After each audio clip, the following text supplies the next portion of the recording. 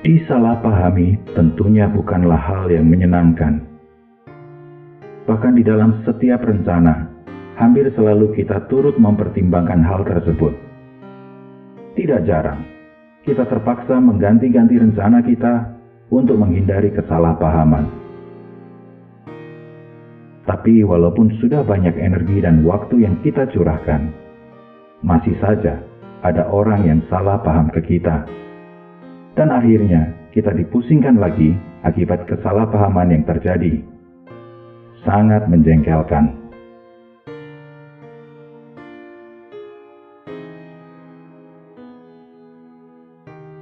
Hal kesalahpahaman tidak hanya terjadi pada diri kita. Allah kita merupakan pribadi yang paling sering disalahpahami di alam semesta ini. Bahkan kita pun yang mengaku mengasihinya, kadang turut menyalahpahami.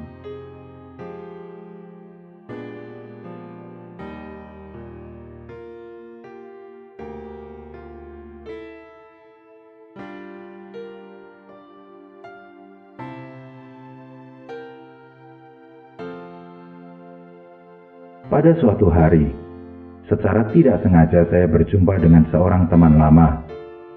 Karena sudah belasan tahun kami tidak berjumpa, kami menyempatkan diri untuk mengobrol. Dia menceritakan panjang lebar tentang perjalanan hidupnya, dan cerita itu membuat saya kagum. Saya berkata kepadanya, Allah sudah turut mengatur jalan hidupnya. Tapi sayang sekali, dia menolak hal itu. Dia berkata, Tuhan itu kerjanya mencatat kesalahan tiap-tiap orang, dan akhirnya catatan ini yang digunakan untuk menghakimi dan menghukum orang. Dia menyimpulkan, Allah adalah sosok yang jahat dan licik.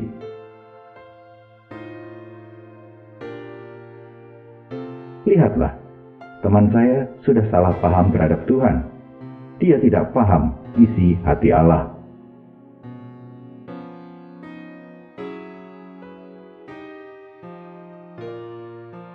Tidak jarang, di dalam satu fase kehidupan yang penuh problema dan tekanan, saya pun terbawa untuk bertanya, apakah benar Allah mengasihi saya?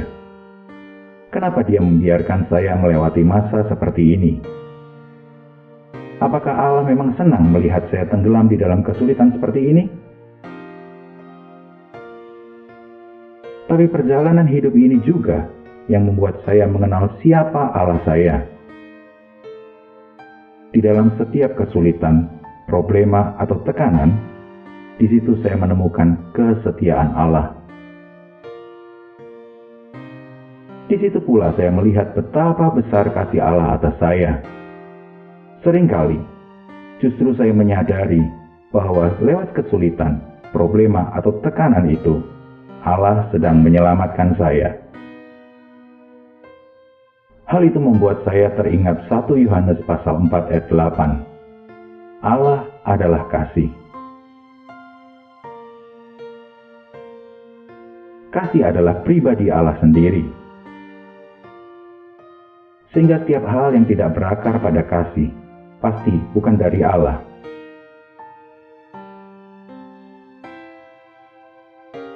Tetapi tetap saja, ketika kebimbangan dan kekecewaan datang dalam hidup, keyakinan kita terhadap Allah kembali runtuh.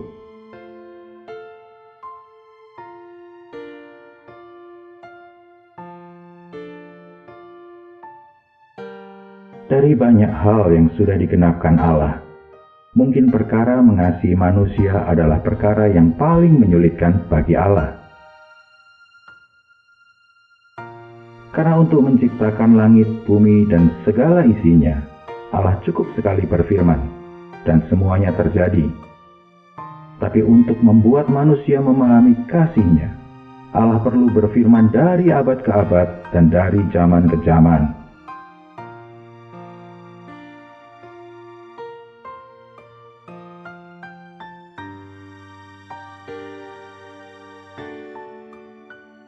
Saat masih kecil, di halaman rumah orang tua saya setiap pagi dihinggapi burung-burung. Pada suatu hari libur sekolah, saya menebarkan beras di halaman. agar saya dapat melihat burung-burung itu makan dari kejauhan. Saat beras itu sudah hampir habis, saya pun terpikir untuk menambahkan lagi segenggam beras. Saya ingin agar burung-burung itu bisa lebih lama di situ. Tetapi ketika saya menghampiri mereka dengan segenggam beras di tangan, mereka pun segera pergi ketakutan. Burung-burung itu tidak paham bahwa saya sama sekali tidak berniat buruk. Mungkin saya harus turut menjadi burung, agar burung itu tidak takut ketika saya datang. Perkara inilah yang dilakukan Allah kita. Untuk membuat kita paham maksud hatinya, Allah Sang Maha Mulia rela meletakkan keilahiannya, merendahkan diri datang ke bumi, mengambil rupa manusia yang bernama Yesus Kristus.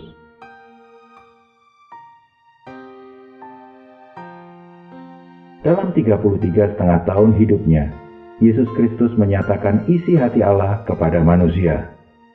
Sikap Kristus dalam menghadapi manusia merupakan sikap Allah terhadap manusia.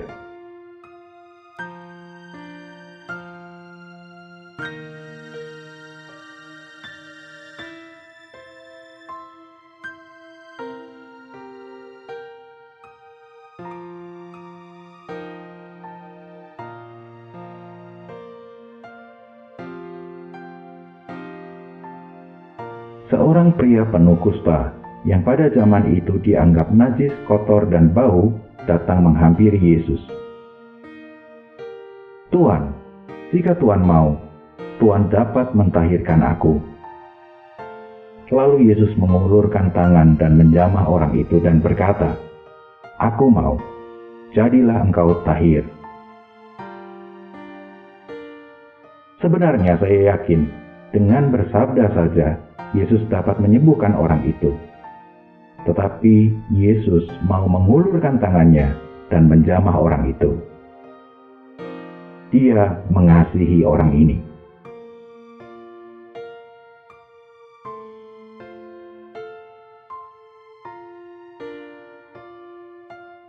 Di dalam bagian Alkitab yang lainnya, seorang pemungut cukai bernama Matius mengundang banyak pemungut cukai dan orang berdosa ke rumahnya, dan dia juga mengundang Yesus. Pemungut cukai pada zaman itu sangat dibenci oleh orang Yahudi, karena mereka memungut pajak untuk bangsa Romawi yang saat itu menjajah bangsa Yahudi. Dan seringkali mereka menggunakan paksaan dan kekerasan. Orang yang seperti ini memang sering dibenci orang. Kalau mungkin kita hidup pada zaman itu, kita pun akan menjauhi mereka. Tetapi Yesus berkata, "Bukan orang sehat yang memerlukan tabib, tetapi orang sakit. Karena aku datang, bukan untuk memanggil orang benar, melainkan orang berdosa."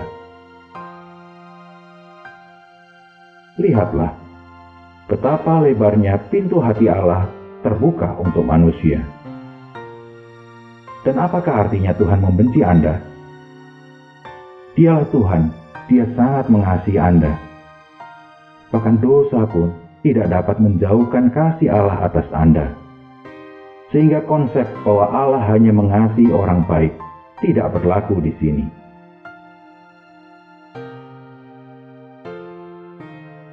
Tuhan Yesus juga pernah bercerita tentang perumpamaan anak yang hilang.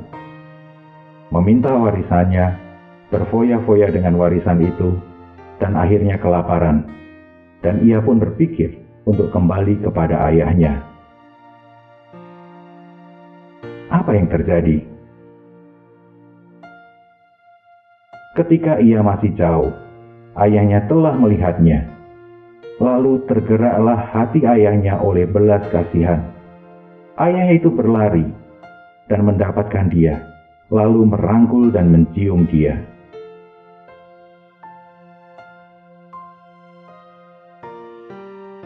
Inilah ekspresi hati Allah. Hari ini Allah memanggil kita untuk kembali kepadanya.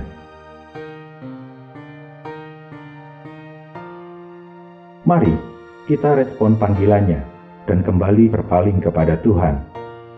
Percayalah, tidak ada jalan yang lebih baik.